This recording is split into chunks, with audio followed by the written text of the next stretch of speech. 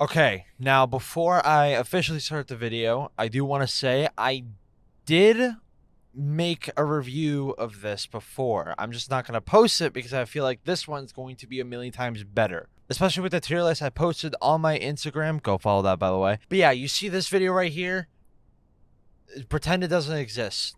Just have it dissolve from your brain. It's probably hasn't even been posted yet. Yeah, this is a clean slate now. So, let's restart, shall we? Welcome back to LOWZEE Looks At, where we look at albums like EDP looks at his little cupcake. Today we're going to be going over Kendrick Lamar's most recent album after a 5-year hiatus, Mr. Morale and the Big Steppers.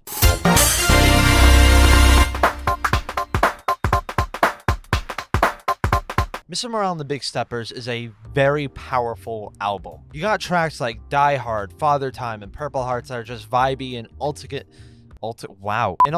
elegant tracks to watch the sunset or look at photos like this. I wonder who took that photo. You also got tracks like N95, Mr. Morale, and United in Grief that'll definitely make a mosh pit in concerts. Like, just absolute hyped up beats that Kendrick just absolutely destroys. But then you got mysterious tracks like Worldwide Steppers and Auntie Diaries that have a powerful meaning behind the lyrics. And We Cry Together is just proof that being in an awkward situation is art. Needless to say, this album is absolutely fantastic. So let's dive into the specifics as to why this album is amazing. First off, this album is actually 2 albums. Technically 2 discs. The first one being Big Steppers and the second one being Mr. Morale. The main message of this album is there's a lot wrong with the culture that we live in, like homophobia, addiction, celebrity worship, cancel culture, etc. So let's dive straight into these specifics, starting with the worst song in this album. I believe is Silent Hill being dropped into C. I do not understand why Kodak Black has been chosen to be one of the only features in this album. It makes no sense. Kodak Black is awful, and if you disagree with me, you have shitty taste. I'm sorry, that's just common sense. I mean for a mellow trap song, Silent Hill is good. It's a good song, but like Kodak Black just ruins the song. Literally, I'm just going to show you a visual interpretation of my reaction of Kodak Black in this album. Like, bro, Kodak is talking like he's having a fucking stroke. I don't understand. I had to look at the lyrics twice before I actually finally understood what he said. I don't know. And honestly, I don't care. It's getting thrown into C. Rich Spirit is a B for me. I mean, it's not really a terrible song. It's just kind of bland. The song is basically just Kendrick talking about his qualities while standing up to criticism. And I mean, I don't hate it. You know, it's a good song. It's just not my favorite. I also threw We Cry Together in B. I'm not gonna lie, this is probably one of the most interesting songs I have listened to. It's Kendrick and actress Taylor Page acting out like a scene almost. Like, this feels like it's a scene being recorded through a song, which is kind of interesting because I know for a fact that the next music video Kendrick Lamar is going to release through this album is We Cry Together. So that is going to be something else. But essentially, it's like if it's an audio scene where actress Taylor Page and Kendrick are talking to each other like they're in a very toxic relationship. And I say interesting because there's a few lyrics in here that show Kendrick starting to break. Like, you can tell that he's starting to realize something. Specifically, these lyrics. The first one that I want to mention is Taylor saying, egotistic, narcissistic, love your own lies. Because after she says this, Kendrick immediately loses the vigor in his voice throughout most of the song. He gets thrown off because for a second Taylor just stops tap dancing around the conversation, which brings me to my next lyrics I want to look at, which is stop tap dancing around the conversation. It's literally the last lyric in the entire song, and I think it's probably one of the most powerful ones because this is Kendrick telling us that we have to stop tap dancing around conversations like this. We can't keep calling each other fat, stupid, whatever, especially in relationships, because that's just getting us nowhere. That's just putting ourselves in a hole and digging deeper. That's not solving anything. The only reason why it isn't higher than B is because this song is fucking weird, but I like it, so at least it's not C. Moving on to the A tier, first one I have is United in Grief. This intro track is really cool, and it's definitely K-Dot telling us about how this album is gonna be. It's going to be a therapy session. This whole album is going to be ultimately a timeline of him maturing in a more spiritual way and breaking from the normal social barriers a lot of us follow blindly. Ultimately, him breaking off from the culture he once grew in to choose himself. More on that when we talk about Mirror. I gave Purple Hearts an A because this song is elegant. It's a really nice song. This song, and as you can hear in the chorus, is just a big message to us saying, listen to the love. Listen to your heart instead of your brain. You know, shut up when love is talking. That's really it. Okay, this one's gonna be interesting. Mother I Sober. I originally put this song in B, but I moved it up to A because of the way the song was formatted. I personally didn't like this song because of the fact that it was super slow. Like, I'm not gonna lie, I don't really like slow rap songs like that, but this song is really fucking important. Not only that, but it's like really sad. You can tell that this song is Kendrick Lamar being the most vulnerable he can be to us, and you can tell that from this song was the breaking point from the generational curse that he used to have, and ultimately he broke it for his newborn children. And I'm not gonna lie, I cried when I realized it, because like, it's such a powerful ending to a whole journey that we went through while listening through this album. And it's Kendrick Lamar finally choosing him over culture, which is the beginning of his last song, Mirror. Mirror is also a track that I put in A.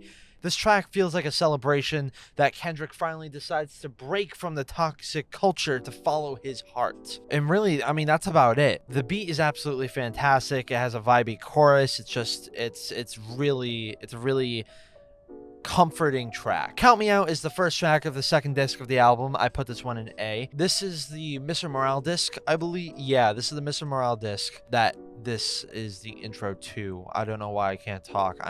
Wow. This song is really just a song about Kendrick talking about how he loves proving this person he's talking about wrong. I have no idea who he's talking about. Yeah, I have no idea who he's talking about, but he loves proving him wrong. That's what I got out of this song. Moving on to the S tier, we got N95. This song is fucking awesome. I love the music video that came out with this, and the song is just ultimately a big fuck you to cancel culture, and cancel culture as like a whole. So like the celebrity worship, the canceling of people, everything about it is just saying, hey, fuck you, you are nothing to me. And even as a small creator, I've had my fair share of cancel culture. So yeah, I like this song for a reason. Savior I put in S because this song is really fucking cool. It's because it's Kendrick telling us that the celebrities we worship are human. They make mistakes, they fuck up, and so do you. So don't cancel them because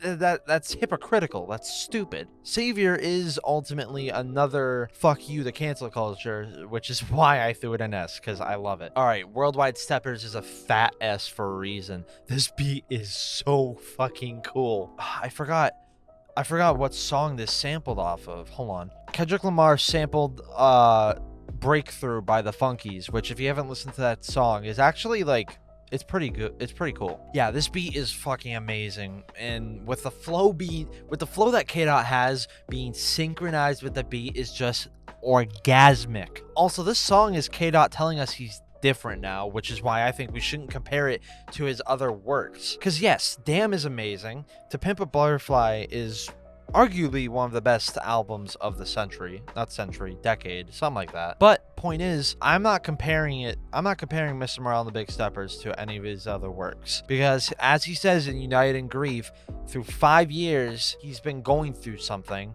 and he's changed. Anyways, moving on to Mr. Morale, also another Fat S song. The song starts with an excerpt from a YouTube video of a guy complaining about the Dallas Cowboys sucking ass in football. So like literally every Sunday that they play. The beat is absolutely cool. It reminds me of a remixed trap version of Stranger Things. And dude, it makes me want to like speed down the highway, you know what I mean? Which in Massachusetts is just trying to keep up with every other driver in the fucking state. Anyways, Pharrell also produced this song, which makes sense because this song fucking bops. The song is also kind of a personal message to his children, talking about like, hey, don't do the shit I did. Learn from my mistakes. Moving on to Die Hard, which is another S tier song. The song is powerful because Kendrick is sharing his concerns on whether or not he should even open up about his problems. And by the end of the song, he accepts it and proceeds to talk about his past, which from Die Hard on is what he's doing. This album is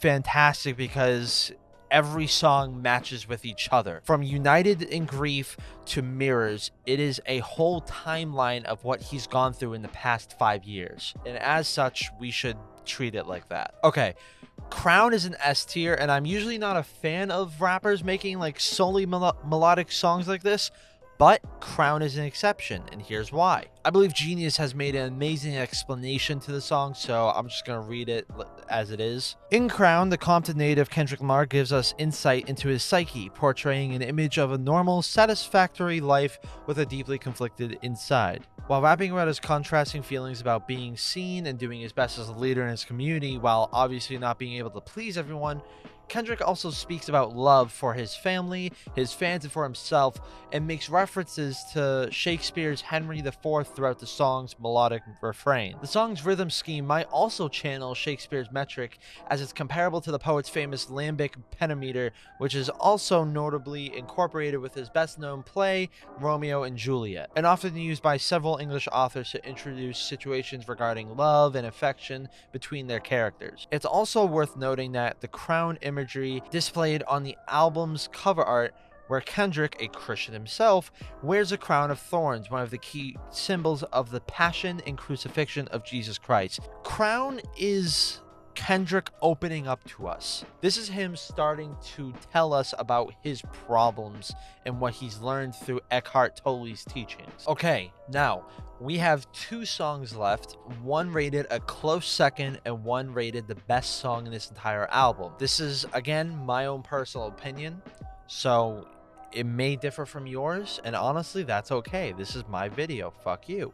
Wow, that was fucking aggressive. Anyways, a close second is Father Time featuring Sampha. This song is definitely a close second to being the best song in the entire album, and here's why. Following the fact that Kendrick accepted the way of becoming a full-time lover, he starts to open up to us about his problems, starting with his lack of a father figure. And he uses this problem to explain to us how daddy issues is the main reason for gang culture among young black men in the broader community. Father Time is a really powerful song and a very powerful album that I believe everyone should listen to a few times.